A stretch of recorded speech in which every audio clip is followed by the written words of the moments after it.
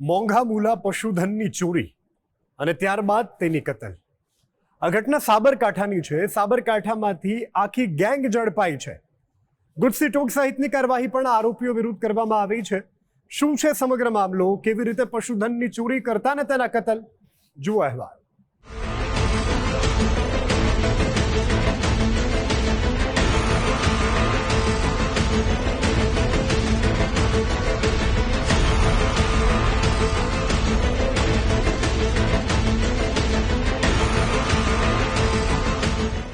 સાબરકાંઠા પોલીસની ગિરફ્તમાં રહેલા 7 માથાભારે ગુનેગારો ઉત્તર ગુજરાતથી લઈને મધ્ય ગુજરાત સુધીના 4 જિલ્લાઓમાં પશુધનની ચોરી અને ગૌવંશની કતલ સંબંધિત અનેક ગુનામાં કુખ્યાત આરોપીઓની સંડોવણી રહેલી છે. સાબરકાંઠા, અરવલ્લી, ખેડા અને અમદાવાદ જિલ્લામાં ગુના આચરતી ગેંગનો સાગરીત કુખ્યાત બિલાલ બટકો છે. આ ગેંગના 8 સભ્યોને ઝડપીને પોલીસે તેમની વિરુદ્ધ ગુજસી ટોકનું હથિયાર ઉગામ્યું છે.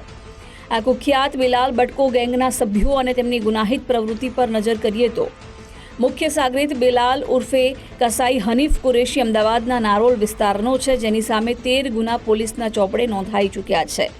જ્યારે મૂળ જુહાપુરા અમદાવાદના ઇકબાલ હુસેન યુસુફ સૈયદની 12 ગુનામાં સંડોવણી રહેલી છે. તો અમદાવાદના વટવા વિસ્તારના ઇરફાન ઉર્ફે ટોલી કુરેશી વિરુદ્ધ 14 જેટલા ગુના દાખલ છે. તો અમદાવાદના જુહાપુરા વિસ્તારના સદ્દામ મોહમ્મદ ખાન પઠાણ 8 ગુનામાં સામેલ રહ્યો છે.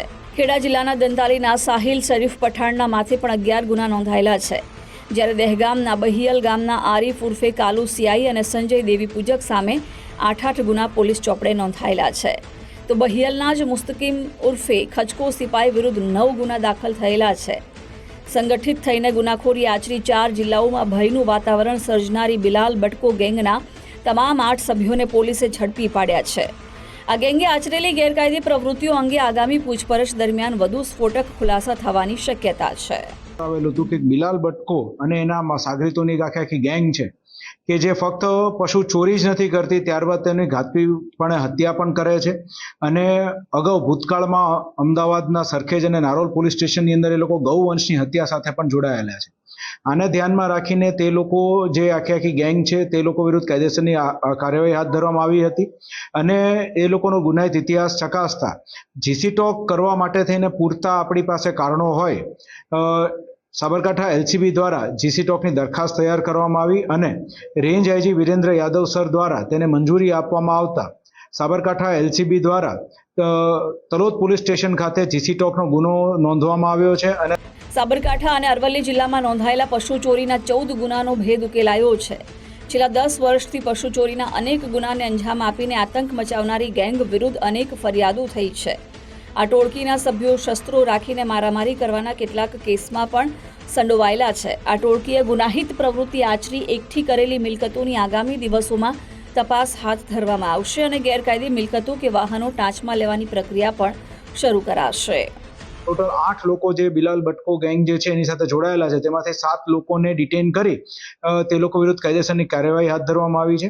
આ ગુનાની તપાસ જે છે એ સાબરકાંઠા જિલ્લાના હિંમતનગર ડિવિઝનના ડીવાયએસપી AK પટેલ દ્વારા હાથ ધરવામાં આવનાર છે. આ આખી ગેંગ છે તેના પર ટોટલ 14 ગુના નોંધાયેલા છે અને ઓછામાં ઓછા આ લોકોએ 100 થી વધારે પશુઓની ચોરી કરી હોય અને તે લોકોની હત્યા કરી હોય એવું અમારા ધ્યાન પર આવે છે. સાબરકાંઠા લોકલ ક્રાઇમ બ્રાન્ચ અને સ્પેશિયલ ઓપરેશન ગ્રુપના જવાનોએ લાંબા સમયથી નજર રાખ્યા બાદ બિલાલ બટકો ગેંગના સભ્યો પર કાયદાનો સકંજો કસ્યો છે. આ ટોળકીને મદદગારી કરનારા અન્ય ફરાર ઇસમોની સામે પણ ગુનો નોંધાઈ શકે છે. બિલાલ બટકો ગેંગના સભ્યોના બેંક એકાઉન્ટની સાથે અન્ય ગુનાઓમાં સંડોવણી છે કે કેમ તે અંગે પણ પોલીસ તપાસ કરશે.